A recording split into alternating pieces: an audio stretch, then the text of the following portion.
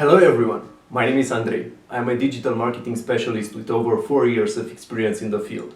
And today I will show you how to install Google Analytics on your website with the help of Google Tag Manager. If you don't know already, Google Analytics is a great tool for any business who owns a website. It helps you to find out where users are coming from, what are they doing on your website, and how much they buy, and much more. Don't forget, if you like the video, to like, share and subscribe. Let's get to it. So the first thing you should do is to get your Google Analytics ID. In order to do this, log into your Google Analytics account and navigate to Admin. From the second column, called Property, you will find Tracking Info. Under Tracking Info, you will find Tracking Code. Click on it. In this page, you will find your tracking ID. Keep in mind, this is unique to each and every property. Thus, mine will differ from yours. The next step is to go to your Google Tag Manager account. From your Google Tag Manager account, navigate to Tags. Click New and give your tag a name. I will name mine GA Base Code. Under Tag Configuration, select Google Analytics Universal Analytics.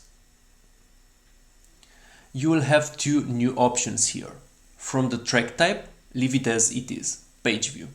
From the Google Analytics setting, make sure you click New Variable. This is true for each new account.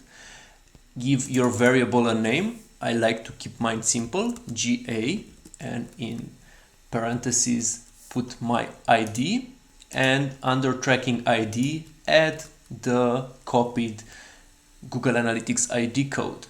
Then click Save. Now your variable has been created. You will have to add just the triggering right now.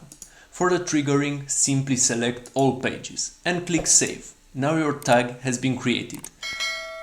In order to deploy this code on your website, you do have to make one more step. This is to submit this version of the container. So before this, I would strongly recommend you to preview this implementation to make sure everything works well. But because this is a pretty standard implementation, we will go ahead and submit the changes.